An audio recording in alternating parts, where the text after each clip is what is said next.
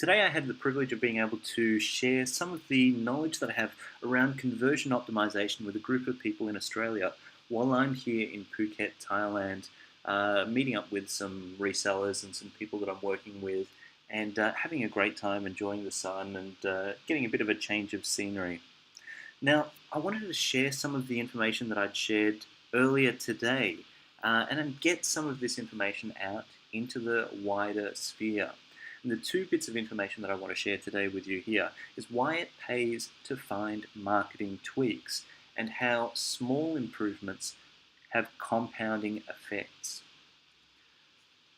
A while ago, I was chatting with a guy by the name of Eugene Ware, and Eugene's a really smart marketer. He's one of the guys that I went into business with to start Market Samurai, and he's the current CEO and the founding CEO of Market Samurai, still doing some, or Noble Samurai, which is the parent company behind Market Samurai, still doing some incredible things behind the scenes there.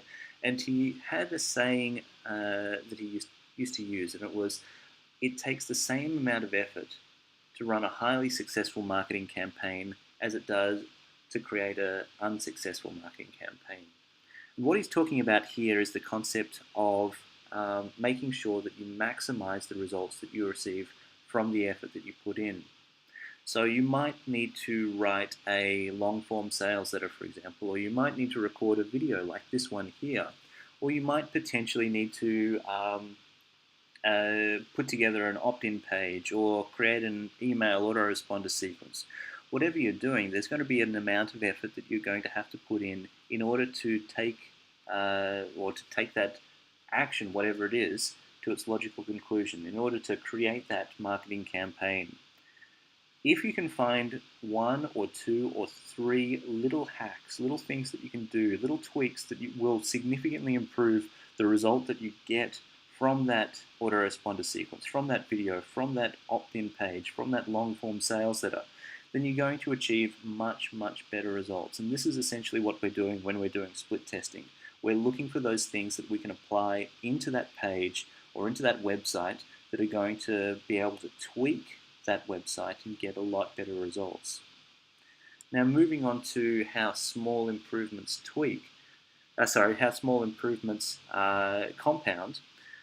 If we have a look at a standard opt-in style marketing funnel where we've got visitors, a portion of them convert into an opt-in, some sort of free offer where people download a free report or sign up for a newsletter or get access to a trial of a particular piece of software, and then a portion of those people end up purchasing and becoming a buyer, and then they spend an average dollar amount. And in this case, it's a 10% conversion rate between visitors to opt-ins, 10% between opt-ins and buyers, and the average dollar sale is $10. So in this case, if we had 10,000 visitors, 1,000 of those people would opt in or sign up for our offer, 100 of those people would purchase from us, and spending an average of $10 each, they would, as a result, create $1,000 worth of revenue for us, perhaps per month, perhaps per day, perhaps per week, whatever it is. Little improvements to each one of these steps in the funnel won't just make a one-off improvement. They'll actually start to compound here. So if I were to increase each one of these steps by just 10%, the result wouldn't be a 30% increase, it's a 33.1% increase in revenue. So a 10 to 11% conversion rate, and then a 10 to 11% conversion rate at visitors to opt-ins, and then opt-ins to buyers, and increasing the average dollar spend from $10 to $11 increases the revenue of this website from $1,000 to $1,331. Now, if you're running a fixed cost style business, then a 33.1% increase in revenue probably isn't going to mean a 33.1% increase in profit. It could be the difference between not profiting and suddenly having a huge amount of profit, or being profitable and then doubling your profit.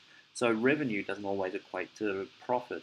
In fact, it can often be a lot bigger. In fact, it's almost always a lot bigger than the revenue figure. So depending on what your costs are, it's a massive increase in profit here.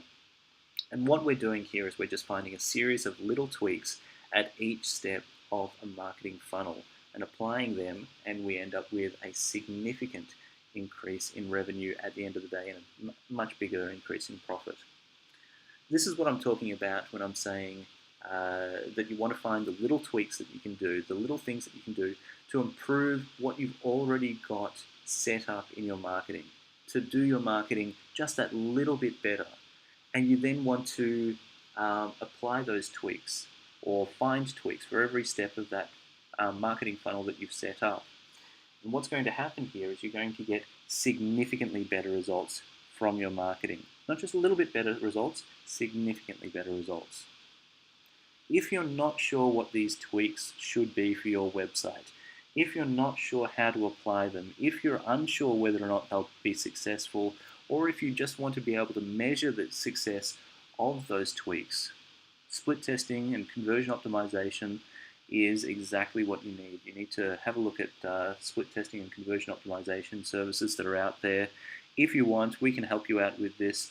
Visit testinghive.com and check out the offers that we have on the website right now. We can get you split testing and we can get you improving every step of your sign-up funnel, your purchasing funnel, basically every step of your website, and start increasing your profit and applying these compounding effects to your website. So if you're interested, testinghive.com is the place to go.